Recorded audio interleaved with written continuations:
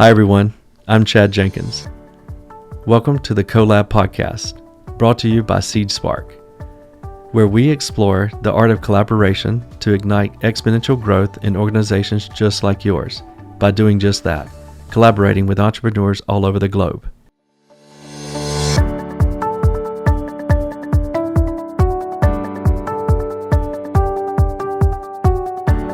So house money, wow. Funny. I know. House I'm excited money. about this Wow. one. Did we kind spoke of of this on a relevant. Friction forum? Yeah? Yeah, that was the one when I was in Japan. I missed it. This will be fun then. This will be fun. This will be really fun. And in just reviewing what little I have, Yeah. I kind of riffed and took a little bit of notes. And if I'm on the right page, I have a pretty good idea of things that we either skip over or are underutilized or not maximized Yes. that would probably, based on what I know, would contribute to house money being left on the table. This is true. Yes. Or it could be maximized to create a lot of profitability. And that's kind of a game changer with it. That came up on Monday. Yeah. When we were working with Teresa, is in really so one of the areas where we have left money on the table is not having a clearly defined process. Oh, yes. We know how we do it, Yeah. but once we clearly articulated it and wrote it down, it was like we should be charging for all these things. Exactly. Like things that Yes. automatically do and give away for free are Yes. now. So that's why I was like, oh, this is really awesome. This is perfect timing. So how many things are we going to name? Well, all of them. So It's hard to buy a bunch of bullet points, though. This is good. it is hard to. So part of it is getting our heads around how many need to be named and how many are maybe part of something else. So we do these various reports. For sure, those need to be named. Absolutely. Yeah. With the outcome that they produce. I love it. Right. So one of the things that I wrote down where we leave something on the table that I would say is minimum 20% potential value each month. Yes. Is perspective. Yes. And that came up in the conversation yesterday when we were talking, you and Rachel and I were talking. Yeah. And not thinking big enough. And I mean, that for sure leaves money on the table because if we're not thinking big enough, then we're probably thinking inside the box in which we're working, being, living, doing, whatever that is. Yes. So thinking outside the box, coloring outside the lines is like completely rearranging the molecules. Yes. So when we first started that exercise yesterday of the why not, and I think all these tools are probably interactive and interrelated. Yes, ma'am. Is the scary thing was to go from 5 million to 10 million in revenue. But right off the bat, without those questions, I would have just said, ooh, 10 million revenue, scary. Yes. But right off the bat, we couldn't even start that particular conversation until we doubled that and got to 20. Lovely. Lovely. Because 10%, if you double it, you're doubling the work. It's predictable. So we had to get completely out of the predictable to get into being able to create. I love it. Yeah, make so the for me, predictable. creativity happens outside of predictability. Yes, it absolutely does. Yeah, so the just out of zero is a good compliment to it. It's a catalyst to make you think differently. It wasn't about, sure, it's catchy and people want to add it to their revenue, and if they're smart, they want to add it to their profit. That's not the real secret sauce. It's like, what are the so oftentimes we're not asking the right questions, right? So that's inside of the perspective for me because, and I think you and I have talked about this before. The just out of zero has been a game changer for us in terms of who we partner with. Oh, yes. But it's, and that's the fun where it's like, ooh, just out of zero and everybody wants to go there. Sure. but adding a zero, like getting outside of what's predictable and adding a zero in front of it, Yeah. or somewhere in the middle of it, or Mm-hmm. who knows where, or to a different line item Mm-hmm.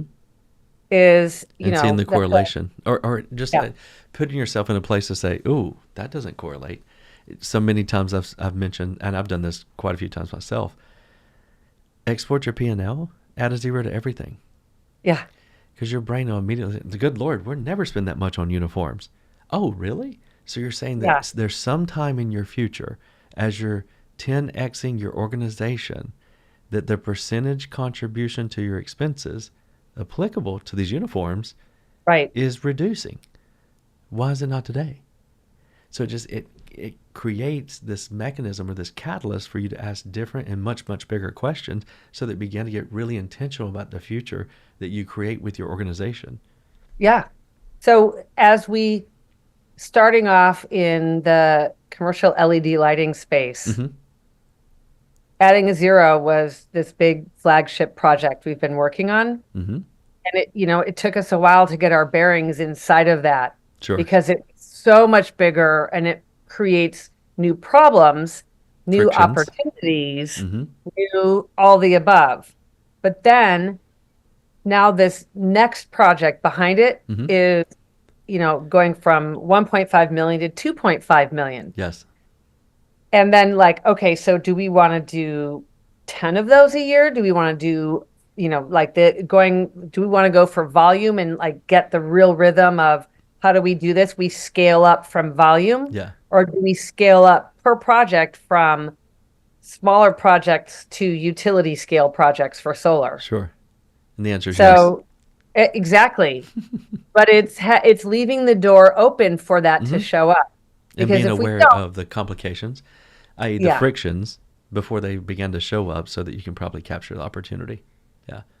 And one of the ways to do that is to go partner with the companies that we would do everything to stay under the radar so they wouldn't know about our projects Yeah. before. Yeah. And now like, okay, let's go partner with them. And Yeah. and then out of this week it was, let's go partner with them, but now we have figured out a way that we're going to actually lead and develop all of that. Mm-hmm. And then so out of thinking really, really big, Mm-hmm. for me, the only way to manage that, or not the only way, an effective way to maximize that is to make everything as simple as possible. Mm-hmm. So our projects doing, commercial LED and solar, you can imagine there's a lot of steps, all of the, whatever the funding vehicles are, the permitting, the people involved, whatever that is, it's a lot. There's a lot. So how do we go from 147,000 steps or 147 steps to 3? Yes. So we've done that. Love that. And now it gives us like, so you go really, really big, Mm-hmm. and then you divide it into as few things as possible. Yes. It gives you the And clarity. I think, yeah, it provides that clarity, but it requires us to get really clear Mm-hmm. what we want to tell people and like what is going to make the biggest difference in as few things as possible. Oh, yeah. That makes all the sense in the world. And implementing a strategy like that will create, I would assume, additional capacity for you, for your team. Yeah. Yeah. Well, so yesterday, I don't know if this showed up for us before, Mm-hmm. but so we had this kind of like taking the process, distilling it down to 3 steps. Mm-hmm. And it allows for a lot of movement and optimization in each of those steps, Sure. which is ideate, implement, impact. Mm-hmm. And then each one of those, there's a ton of different ways to go. Now I'm trying to remember what I was going to say with this, but um, it was something around just like getting really clear. And in that clarity, we can start to identify what did we leave on the table before? And that gets the house money. Like, where are we, and that was, okay, we need to be charging for all of our reports, Mm-hmm. but it's more than the reports. Mm-hmm. It's the decades of expertise. So it's the X time it takes to do the report. Yeah, it's the because unique it can be value. time consuming, Yeah. but it's the X time it takes. So Mm-hmm. I don't know, 20 hours to do the report plus 25 years of expertise in the field. Yeah. You can't have it unless you've done it. That's true. Right. Mm-hmm. Should be considered and compensated for it. It's super interesting, and when you break down your process like that, it empowers you to see where you're really creating value. Yeah. So oftentimes I talk about, and both of us, of course, are strategic coach, and we drink the Kool-Aid of unique ability for sure. Yes. I would not be who I am today. Perhaps I would not have embraced the concept of unique ability, and that kept me going back to the well to chisel on it and to make it very, very reachable and understandable. And then it took my brain to a place of, how is it that I uniquely create value in the world? So it's the practical application Yep. of my unique ability. Whenever I hear you talk about unpacking your process, it really screams to me that you're able to put it under a level of clarity where you understand exactly where you're creating an immense amount of value, where previously you were just packaging up and delivering it as one whole without the Right. consideration of what really creates your competitive advantage. And therefore there should be additional proper, not taking advantage of anyone, but proper consideration and compensation for the way you're uniquely creating value in these projects. So, uh, first of all, 100% agree with that. Mm-hmm. And second, along those lines, part of it was we noticed that we were working inside of the construct that other Mm-hmm. companies, competitors, people, entities are working inside of. Mm-hmm. So we have to compete against them all if we're doing it that way. Of course. And we are then commoditizing what we do And each other, and by the way. devaluing Yes. what we do. So Yes. flipping the script Mm-hmm. and making it about the value we provide. Period. Yes. Yeah. It's a race Then to we, the bottom otherwise. And you see right. so many organizations and industries that do that because they told you to. It's very funny. Oftentimes when I'm engaged with different entrepreneurs, they'll comment that they just got back from the recent association show. And I'll ask them leading questions because I kind of know how these things go. And they'll share with me whatever the newest best practices are, whether it be marketing or positioning or safety, depending on the organization, or manufacturing or shipping. You can fill in the blank, honestly. And inevitably, I always say, you guys gotta know what best practices are, right? It's average. Like, how would it be best It's practice? like a slur for That's me. Like, yes. Like oh, like what are you doing? Versus understanding and embracing, kind of to your point, the processes you just went through, exactly how it is that you create value in this world first and foremost, but then applied to the industry that you're in. So many folks get enamored with I want to call it the SIC code, that is the name on the door, the sign on the building. I'm like, no. You just uh-huh. happen to be applying the way you create value in the world to the plumbing profession, or to the litigation attorney profession, or to the retail chain.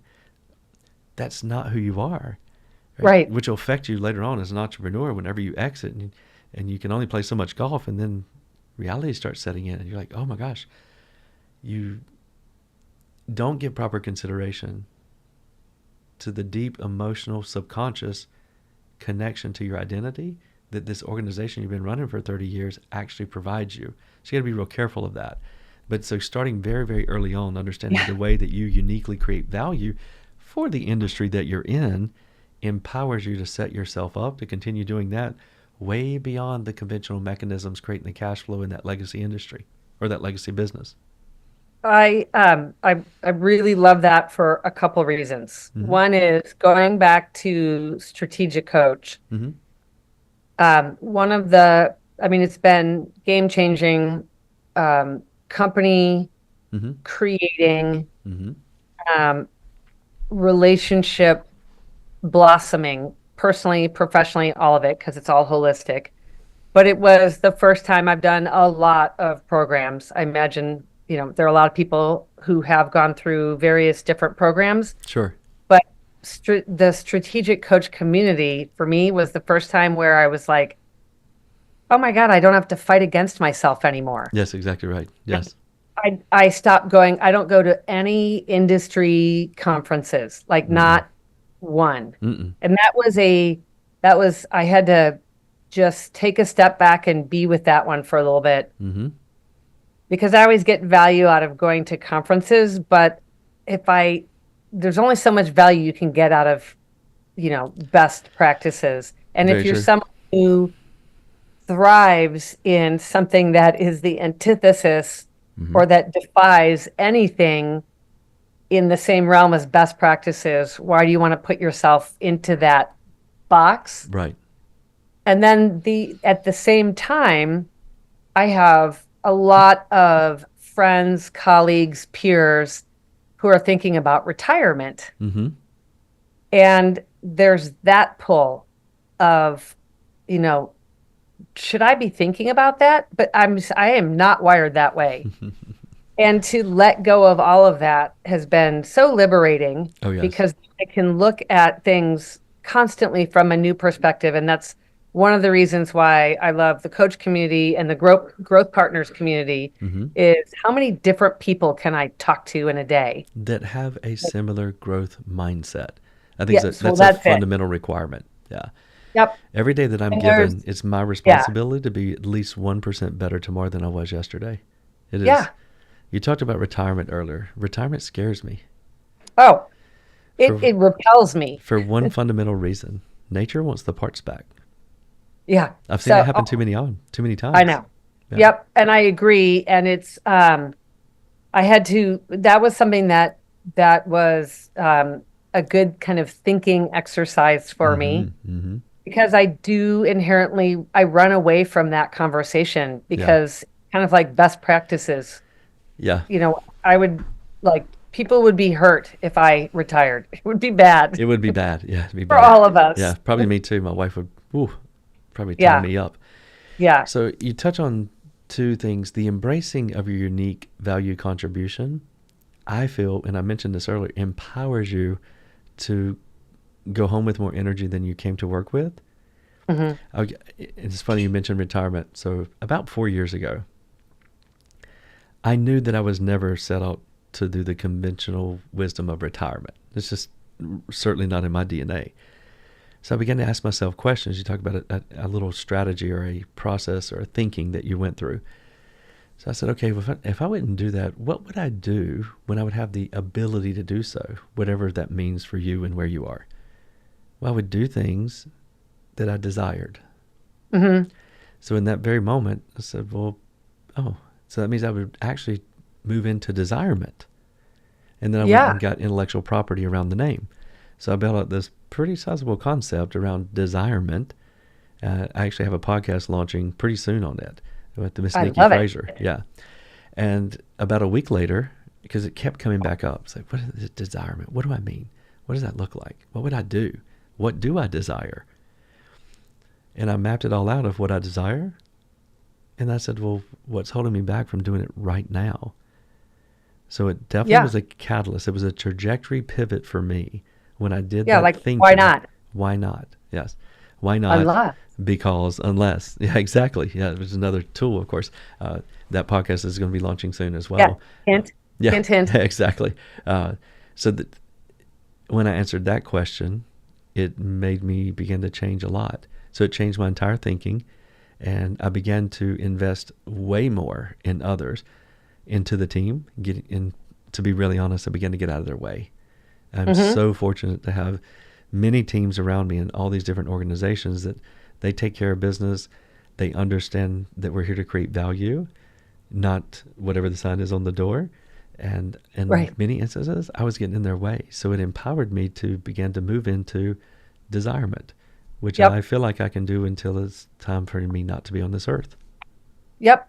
And I'm for sure aligned with that Hmm. thought of um, why not keep growing and growing because Yes. that's what lights me up. That's what empowers me. Hmm. That's what gives me juice. And I don't know if I shared this with you one of the several times saw you earlier this week. Yeah, that's right. But In a whole different country. I know. Imagine that. Um, it's and the whole change of venue, that's a whole nother that's a whole nother concept, but Mm-hmm. the whole creativity. But we went to an event recently, Mm-hmm. and it was maybe 4 hours, and it wiped me out the whole next day. Oh, wow. So, and this, I'll circle this back to house money because I think it's relevant. Okay. It's less tangible, Yes. but like I was cranky. Scott and I got into a ridiculous fight. Over nothing. Like, yeah, like for yeah. And as I look back on it, it's like, oh, okay. Energy vampires Yes. are a huge factor that hold me back. Meanwhile, Mm. I had 3 intense days Mm-hmm. of literally morning till night, Yes. working all day on very like brain, like it was just really, really intensive all 3 days, dinners every Of night, course.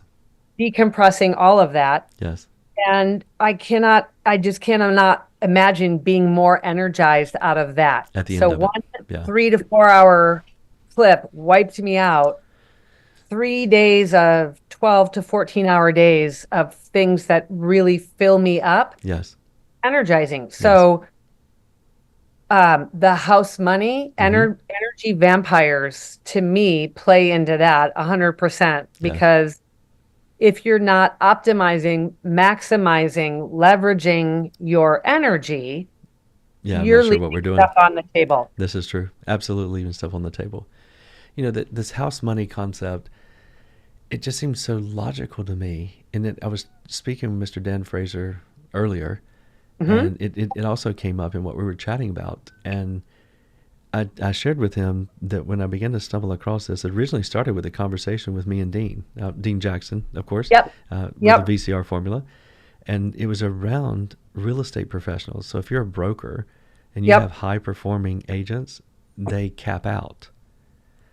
And you don't make any more off them, no matter how many houses they close. But you have many other agents that hadn't closed anything lately, and they do not Mm. max out. So if you were able to maximize your leads, you could begin to close the cap gap. I was like, well, Yeah. that's very interesting. And I said, I wonder how many other industries that would be applicable to. And it turns out All of all them. of them, every one of them. All of them. Yeah. So at least 50 different industries, Yep. different organizations in those industries. I began to just ask them qualifying questions, and there was a resounding consistency or commonality. More than 25% they're leaving on the table every month. Every month. That sounds about right. And I look at, the reports, the studies, the expertise, the time, the, free advice, the information that we share with people and don't charge for it. Yes. While I haven't quantified it yet, but I would say 25%. It's probably the same. Yeah, Yeah. I would say yeah, I think that's probably accurate. So if you break that down, that means that we could grow by 25%. We don't have to hire anyone. We could grow by 25%. We don't have to buy another building. Right. We can increase our revenue, and we don't have to make a monumental change or a big investment into our Right. organization. We're just leaving it on the table every month. And there was consistency in it when I began to ask Mhm. other qualifying questions. And that's what made me build out the concept itself. And of course, I know this is going to come to a big surprise, but I said, okay, well, how would I maximize this capacity? And it was through leveraging two additional concepts. And it's future money Yep. and collaboration. Um, so the collaboration Mm-hmm. has been, um, I mean, to me, that's where Just at a Zero was really effective for us, was in collaboration, Yes. going to somebody else that was probably not previously on our radar, Mm-hmm. and collaborating in a way that provides them value, provides us value, but collectively makes things happen that wouldn't happen otherwise. For the hero And target. yeah, and then the leveraging future money is, I'm still working through that one, but I Mm-hmm. already know that it provides value. But again, Yeah. it goes back to, I think what I said at the very beginning, which is perspective. Yes. Because if you don't think way bigger than like however big you think, double it. Double Like it. The stuff that has you way out on those skinny little branches where you feel like you're going to be nauseous. Yes. Like do whatever is going to give you that visceral, like, oh, how do I do that? That's probably a good place to consider playing. Yes, absolutely. But for those of us with the growth mindset, it's like that's where that's Disneyland for us, right? Yes, like, indeed. It is. Okay. Yeah. So we're just more comfortable with being uncomfortable. It's interesting. There's another, and I haven't put word polish to this yet. Oh, but let me do. Is that right? But you are the answer to someone's question. Who is that? Right? So if you began to think this way, if you already embrace a growth mindset, and I'm sure many folks listening do, leveraging many of the concepts that I've now created, this just out of zero an example, will put you out there on that little skinny branch, right? Yep. And knowing that you are the answer to someone's question right now, no matter how abstract the business is, you've recognized the friction, you took a leap, you created an organization, became an entrepreneur. One would argue you've always been an entrepreneur, but you've now formalized your entrepreneurialism in the form of an organization. Yeah, you made it legit. What's holding you back is your thinking. It's not you. It's the way in which you are thinking, the perspective that you have, the embracing of the art of collaboration as a growth catalyst, and understanding, fully embracing that you are the answer to someone's question. Someone has, and this is another one that just rings so true, someone already has every client that you ever want in their database, and they may even have their credit card number on file. Yep. So whatever product or service or the way you create value in this world, you might consider finding that person who has that, no matter what business they're in, and combining your efforts with them. So under Dean's formula, vision plus capability multiplied times reach equals exponential success. It's to me, it goes back to and the people in the growth minded community, whether it's the strategic coach, growth partners, all of that, SeedSpark, there has to be a willingness to just know that your unique ability is really your secret sauce. And why I'm bringing it up is it's taken me years to realize that there are people who are gifted at relationships. Sure. And there's I do relationships, and that's part of the secret sauce that's having us exponentially grow our company. Absolutely. It doesn't seem logical to people who are conventional thinkers. That doesn't make sense. How could you build a whole business in an industry that you had no understanding of? How does that happen? Yeah. Right? So you have to, but that's part of suspending reality. Sure. Is the willingness to do just that, is to really think really, really big. And that goes back to your why not, because, unless. Exactly. And that goes back to my concept around simplifying. The simpler you make it, the better. The faster I can multiply it. Exactly. Yeah. And it's very contrary for a lot of people. You have to make it more complex. No, you don't. No. The opposite. Yeah, it's the opposite. Yeah. I'm going to while we're talking, I'm just going to grab my battery. I'm sorry, I forgot to charge my laptop. Let's get a battery. Which is kind of metaphorical for what we're talking about anyway. Where are the things where do I need to be kind of supercharging myself, my life? And the energy vampire conversation was, it happened by accident. I mean, we chose to go to this event, but it just came up by coincidence, but it's been enormously valuable because I'm looking at my business from where else am I, leaving my energy on the table. It's house money. So my energy is my ability to develop relationships. So if I'm wiped out for the day, that's a day where I'm not building value. Yes. Uniquely for my company, my clients, my peers, my friends, my growth partner community, all of that.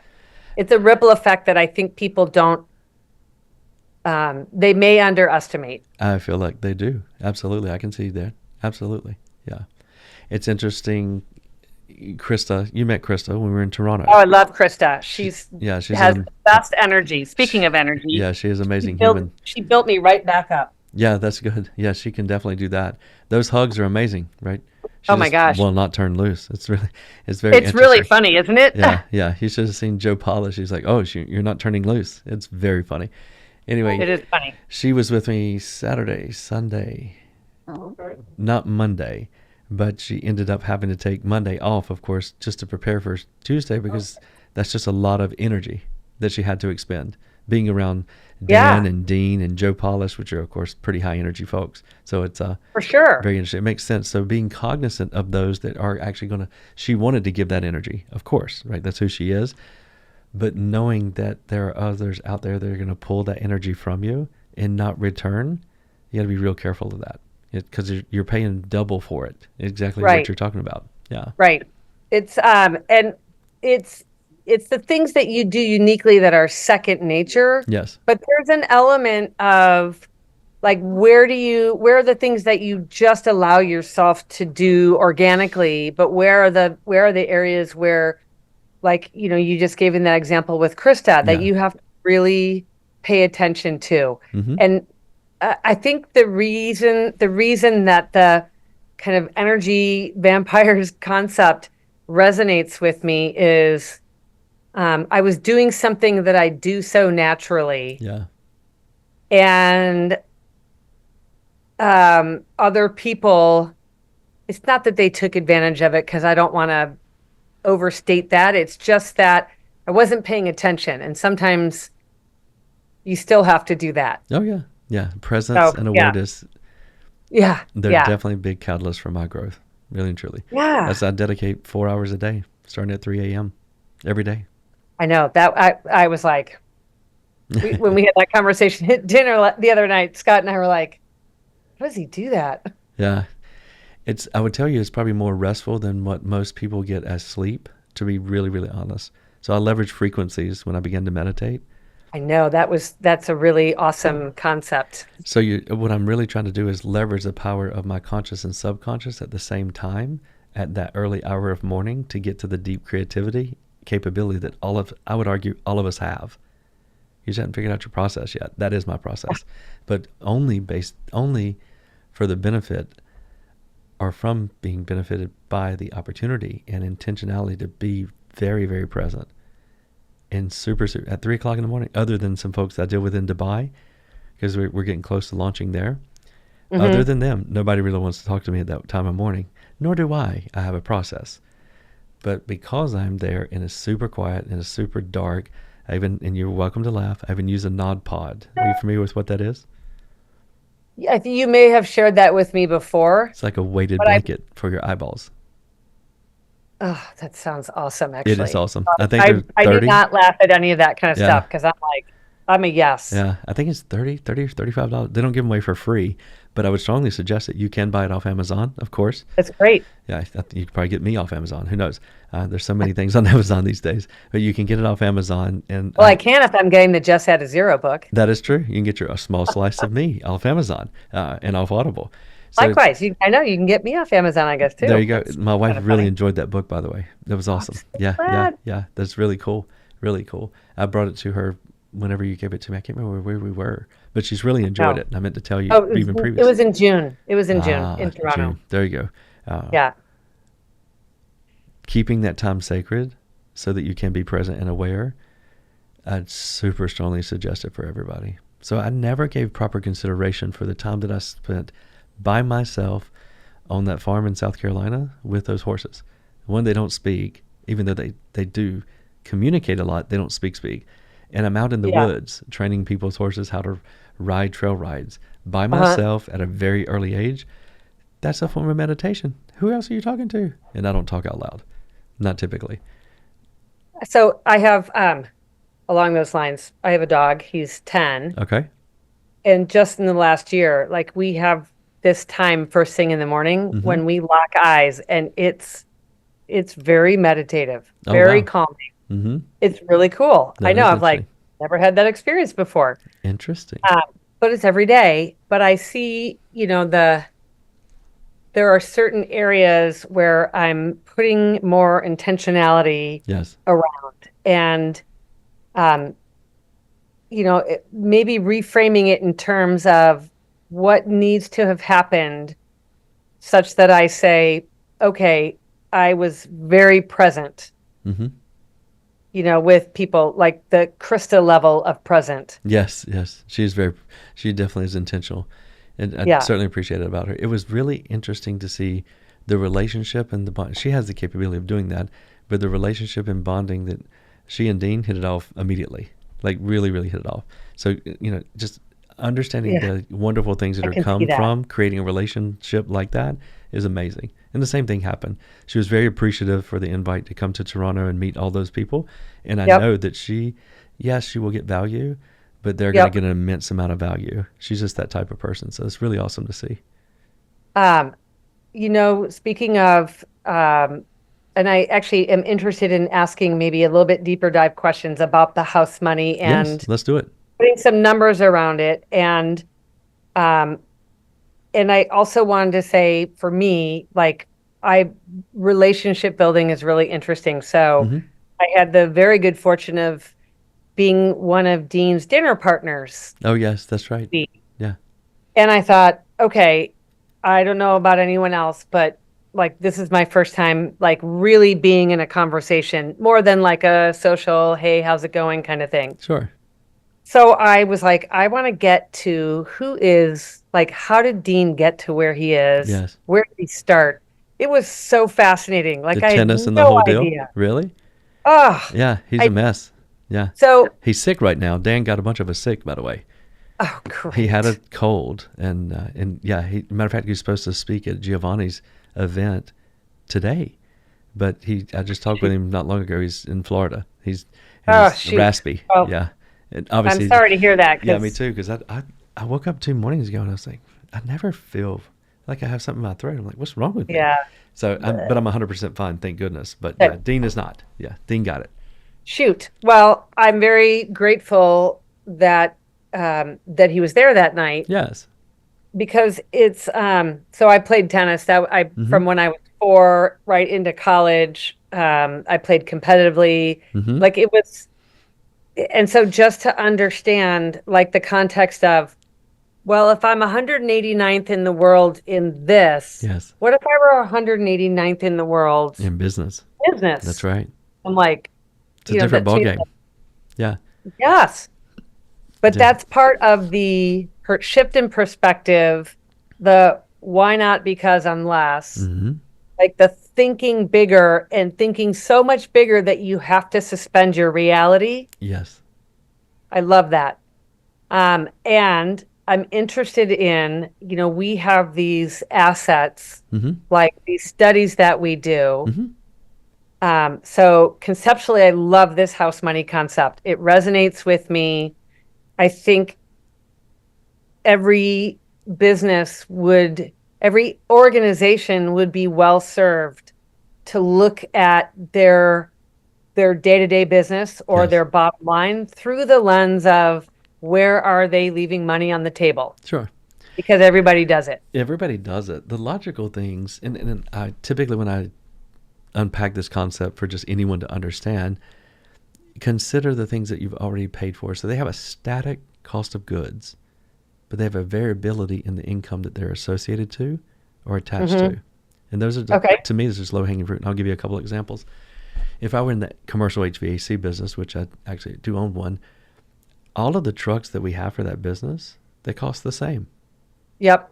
Whether they're on a call or they're not, it costs the same amount of money. There's a little variability in their depreciation, of course, because of the mileage and a little bit of maintenance and, of course, the fuel. But that's a small piece for what we charge for that truck to be active. So Yep. if I can find the commonality into every month, our trucks have about 30% more capacity. In sequence, you make a determining factor of how much of that capacity would you consider to collaborate with somebody else who has that volume, but they don't have those trucks. They may not have that talent, They do not have that warehouse space, but they have a need. Maybe they don't have the money either, but they have the client. So when I talked earlier today even about leveraging house money to just completely wreck and change for the good part. When I say wreck, I mean very positively. Your profit margin, right? Wreck it forward. Wreck it forward. So if you're 70% at capacity, but you have 30% on the table, that other 20%, if you would consider future money, where you literally split the outcome with somebody who needs the capacity of those trucks, and you got paid when they got paid, but you got paid 1.5 times something that you were literally throwing out the window for the last 9 months. You're just giving it away. Think of the impact that it makes to the things that you did sell, that 70% that you sold at your normal profitability margin. Because you have taken this additional 20% of your capacity and combined it with the concept future money, split the outcome with some other entrepreneur, you just made that 70% that you already sold at your conventional margins considerably more profitable. So it just changes the game on your net margin. So the converse of that is we had a situation where we did business, and so now we owe this organization, but it was in our best interest to preserve cash flow. And so we said, can we kick this down the road 2 months and we'll give you an extra 20%. Oh, wow. It was the right thing to do. Yeah. Just with that situation, 20% might normally be way higher than we would do, but it was the right thing to do in this situation. Yes. But it bought us time, and it bought us that preservation of cash flow, peace of mind. Yeah. Peace of mind, yes. All of that. So that's a kind of real life example for me. The opposite direction, right? They had the ability to carry that for a little longer. Yep. They collaborated with you. They split the outcome of improving your cash position for 30 or 60 days, or whatever the time frame was. And then when the outcome came, you were happy to cover the spread plus some. That's awesome. Well, I was, because the value of what they provided, it was also a way of me acknowledging like this, and that is not normally how I would work, but this is someone I know. And it was, I think it was it was great for both of us, and I was happy to do it. Yeah. So, with other things, it's interesting because I think where I get maybe circuits jammed is, or it's maybe less obvious, is there are areas where I'm so used to doing it. We've done this always. It's just things that we naturally create. Sure. That we give out into the world, and now we're saying, okay, we really should be charging. And so how do you figure out what that house money is? Like, how do you attach a value to it? It's always based upon my hero target, as with most and almost all things. Yeah, I'm going to ask who matters. So if I'm creating value through this report, I'll say, man, if you had to go buy this off the shelf, what would it be? $1? Would it be $10,000? Yeah. And it's real easy to go to. I want to say this out loud. It's very easy for me, or I found commonality in being able to reach success whenever you run across someone who just does not want to give a number, because they really don't have that in them. There's some people that just can't peg something, and there's others that can look at something and say, yeah, that should probably spend $350 for that. Sure enough, it happened earlier today. My father was putting, this is interesting, cameras in the horse trailer, one on the back, 2 inside, so he can see his horses going down the road, which I guess is a thing now. Oh, and by the way, there's infrared cameras, so if you tie them up outside while you're camping in your living quarter horse trailer that probably costs as much as the Four Seasons, you have infrared cameras, so you can make sure that they're still fine whenever there's no light outside. Very, very funny. It's super funny. Anyway, you know what? I was saying, why not? People are obviously, it was valuable enough that there was a friction. That's right. Yeah. And somebody leveraged the market, and here we are. We have cameras for the horse trailer. So anyway, he's putting those in today, and I said, yeah, 4 cameras. What's this thing cost? About $350, $347. But there's a lot of folks that doesn't come natural to. So start way, way high and way, way low, because you'll get to the middle. Right? So I'm going to engage those that is creating value for, because my perception of value might be way off. And if it is way off, because I've been doing it for a very long time, I'm going to ask a couple more. So it's basically, I don't know, something that I would understand is customer discovery. So you're basically going to people who would benefit from it and saying, well, what would you pay for it? Yeah, it's going to come project cost anyway. So yeah, if this was not included, if you just have to go buy this off the shelf, if one company delivered this only, because that happens a lot of times. I'm sure there's other people who make cameras. Maybe they don't make horse trailer cameras, but now someone does. So if you had to just go buy this off the shelf, what would it be worth? What do you guess it would be worth? So kind of range. Range is totally fine, obviously. Yeah. And just try to get a little bit more information, specifically trying to price that thing. The first time we did that, and then we kind of just started building it into the project. And now I'm saying, nope, let's pull it out again. Because it provides value, and it allows us to, as we simplified our process into these three things. Yes. We were providing it in the first step, and we should not be providing it until well into the second step. That's many months down the road for us, because we have a long life cycle. Sure. Yeah, you do. Absolutely. Now it allows us to define the value that we are going to be providing for our clients right up front. Love it. And in order to do this, here's what this costs. Yes. I love it. Love it. Yeah, that's really good. Anywhere you can find house money is a game changer, whether it be in your process. I hear you're creating net new products out of an existing process. You've been giving away for free.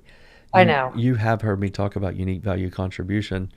And all you've the time. also heard me talk about monetize your experience, divorce the convention. Yep. Which is really just an awareness that the way you create value in the world, it itself is a product and or it is a service. Yep. But so often, and I would say more than 95% of the organizations that I ever run across, they're giving away for free. So you're already starting down this path, and you're seeing the way that you create value specific to an actual deliverable in your legacy process. That can be a game changer for your revenue and ultimately your profitability as well. So along those lines, if we're able to pull that value out, and it's something that Scott creates, it's his IP. I mean, it's our IP, but it came out of his head originally. And I'm the one on the front end who's building these relationships and, creating the value. Here's another thing that allows for. Now I have access to what it's going to take to duplicate Scott again and again. Yes. And that's where we get to the exponential thinking that gets us to that, why not, because, unless that we created yesterday. Yes. Which is whatever the uncomfortable thing is, double it. Okay, just kidding, double it again. Double it again. There you go. And it makes you think differently. Is it easier to write one book or 100 books? I would argue it's a lot easier to write 100 books. Right. One person will take 10 years to write one. That's really crazy to me. It's not crazy to me, only because my experience of that was when we were doing this big project, when this 170,000 square foot mural was created. Yes. The nonprofit that created that mural spent 3 years raising money to raise like $1.7 million, roughly. Okay. And they got it from about 700 different people, 600 or 700 different people, and a few public agencies and some corporate donors. Ooh, a lot of contributions. So it's a lot of it. I mean, it kind of makes me a little bit sleepy thinking about it. Yeah. So and I'm jesting because it's a really cool thing that got created, and it's the largest mural in North America. That's amazing. Which is cool. Yes. When we're done with it, it'll be the largest lighted mural in the world. But part of that process was, there's no way I'm going to take 3 years to raise this money, and there is certainly no way I'm going to go to 700 people. First of all, that donor fatigue in this region is very real. Oh, yes. So I can't go back to them and say, hey, you know how you just gave some money? Can you give some more? So I had to look at, it's going to be easier to raise 1.5 million from a Yes. few people Oh yeah. than it is from a whole bunch of people. From So everybody. I got Yeah. it from 3 individuals, Mm-hmm. 2 companies, and 5 public agencies, There you go. 1.56 million There you go. in 15 months. So that to me, that proves out your point. Yes. It's much easier to raise 1.5 million than it is 150,000. Bingo. Bingo. We're How not you do asking the that right is you question. have to, yeah, you have to shift your perspective Yes. and get way out there, which is, and I think so it's using the why not because unless tool, but you have to look at it as where are we leaving money on the table? Indeed.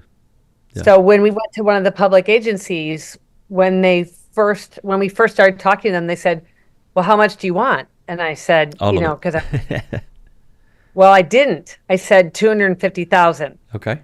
When I went back to them apply for the grant, I said, "What's the max I can ask for?" Yes. And they gave me a number. I'm like, "Okay, I want that." Mm-hmm. I definitely want that. So we Absolutely. asked for 750,000, Okay. which is significantly higher, Sure. obviously. Sure. But when we got that funding, Mm-hmm. they said, "We're giving you $700,099." And I was like, "That's comically specific." And they said, "That's all the money we have left in this year's budget, and we're giving it to your project Oh because you wow. asked for it." What? Because you asked for it. Wow, that's amazing. Congratulations. So, Yeah.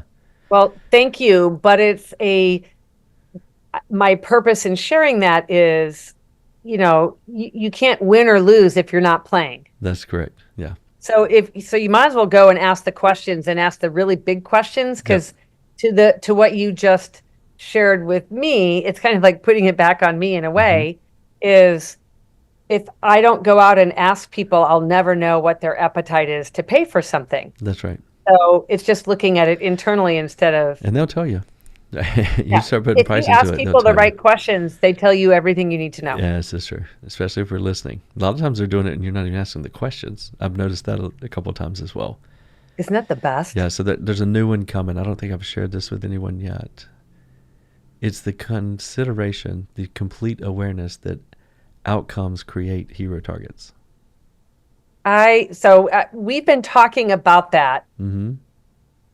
but I like the way, can you say that again? Because I really like that. Outcomes create hero targets. So oftentimes I recognize that entrepreneurs are here. We're all here and we want to go where? There. And all you do is see obstacles between here and there. You might consider where there is and understand that there, the outcome, creates hero targets. So if it's going to be a hero, It totally does. So if it's going to be a hero target, this outcome, it just identified all my collaborator partners.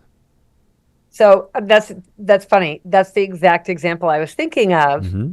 is going to this massive company that's, exponentially larger than we are by 100 plus, and then realizing that they could be a collaborative partner, and now realizing they're just one. There's many. What if we go to all of those massive partners and create that same value? Yes. And in doing that, what I realized is they're so big, they can't do things the way that we do them. Yeah, they We're just can't small, move. Yeah. and we don't have that bench strength that they do, but they Right. cannot innovate the way that we can. So Sure. it makes it a really Wonderful valuable collaboration. Yes. This is I wonderful. love that. I can't wait to hear you develop that. And I look at kind of a sort of a summation of all of this and the unique value we provide. Something that I'm working on is I'm just in the beginning of starting a podcast. And it's being willing to look way out there. I've never done a podcast. That's not my wheelhouse. Yes. I'm good at being on podcasts, but to actually create one, it was like, what would that take? What do I need to do? How do I need to expand that? Yes. And starting to talk to people. And it's for high achieving female entrepreneurs with ADHD or high achieving entrepreneurs with feminine energy, and creating a podcast. And it's very humbling, but it's also a little bit scary. The positive reaction I've gotten to it. Like, you have to do this. You have to do you this. have to do this. I'll continue that. You have to do this. Yeah. Did I share with you Trailblaze Hers out of the UK? You mentioned it, and I think we were going to connect the three of us. Yes, yes, Maybe yes. this is a good place to, It's now that we're on a podcast here, yeah, to exactly. So get Trailblaze it hers. all together. Yeah, I love that. Mr. Brian Sweet's right hand, Brittany, and a lady from the UK, and it literally is spelled Trailblaze HERS. So you can find it I love it. online.